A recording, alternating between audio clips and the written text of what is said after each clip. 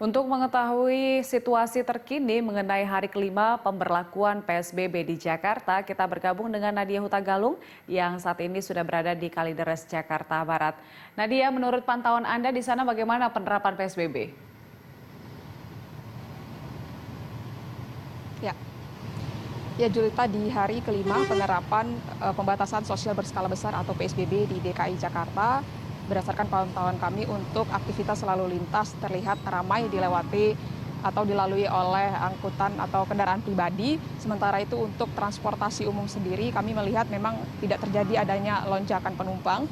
Namun begitu bisa dikatakan juga tidak adanya terjadi penurunan penumpang yang cukup signifikan, terutama kami tadi melihat seperti di halte Transjakarta Kalideres.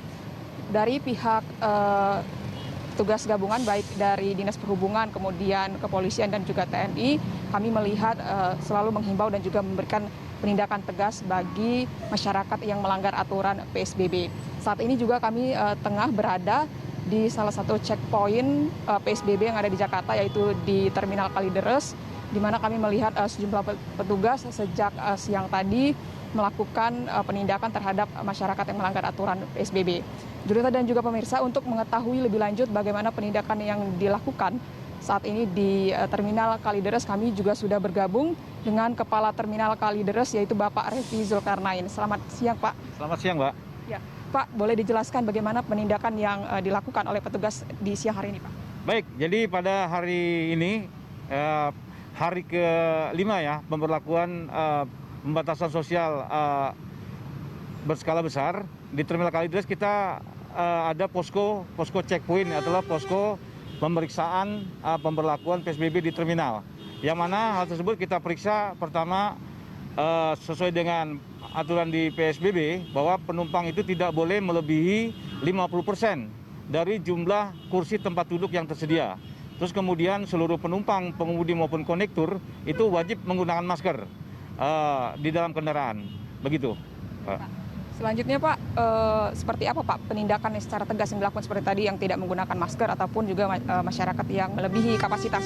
Baik, jadi apabila ditemukan jumlah penumpang, ya penumpang melebihi dari kapasitas yang diizinkan itu 50% dari jumlah kursi yang ada, itu kendaraan tidak boleh diberangkatkan. Jadi kendaraan itu kita putar kembali ke dalam terminal, sampai penumpang tersebut yang lebih berapa kita turunkan, baru mobil bisa diberangkatkan. Termasuk juga tadi ada pelanggaran pengemudi yang tidak menggunakan masker. Ya, itu kendaraannya kita putar kembali ke dalam terminal sampai supir itu membeli kembali masker. Apabila sudah melengkapi, baru kita perbolehkan dia berangkat, gitu. Ya. Selanjutnya, Pak, ada tidak, Pak, kesulitan dalam memberikan sosialisasi ini ataupun penindakan ini kepada masyarakat? Baik, kalau untuk pengemudi, alhamdulillah tidak ada kendala ya. Cuman agak kendala itu kepada penumpang ya. Penumpang pertama karena dia sekali-sekali hanya ke terminal ya, menggunakan jasa antar provinsi yang ada di terminal. Terus juga kesulitan kita menggunakan kata-kata yang tidak dimengerti, yang menggunakan bahasa asing ya, seperti disinfektan.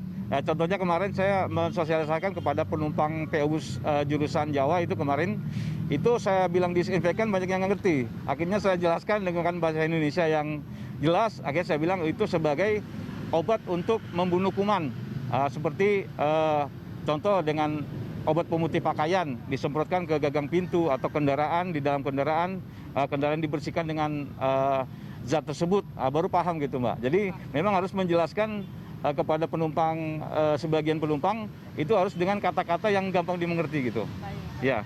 Pak, selanjutnya tadi boleh diulang kembali bahwa pelanggaran yang terbanyak sejauh ini tuh apa, Pak? Dan bagaimana menurut Bapak untuk sosialisasi ini agar dapat benar-benar diterima oleh masyarakat? Baik, sebenarnya untuk pemberlakuan PSBB di Terminal Kalideres memang sudah, alhamdulillah sudah hampir bagus ya. Jadi sudah banyak yang mengerti, hanya 1-2 saja yang masih belum tahu karena dia belum tahu, seperti penumpang ada yang tidak menggunakan masker.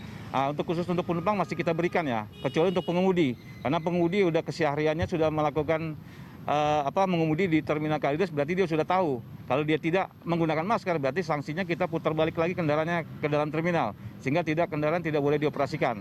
Jadi untuk kepatuhan dari pengemudi dan penumpang, terlihat pada hari kelima ini sudah cukup bagus sebenarnya. Ya. Baik, Ya. Pak. Terima kasih banyak Pak Revi. Ya, selamat melanjutkan tugas kembali Pak. Ya, Julita dan juga pemirsa, demikian tadi adalah wawancara kami dengan Kepala Terminal Kalideres yang ada di Jakarta Barat. Sementara kembali ke Anda.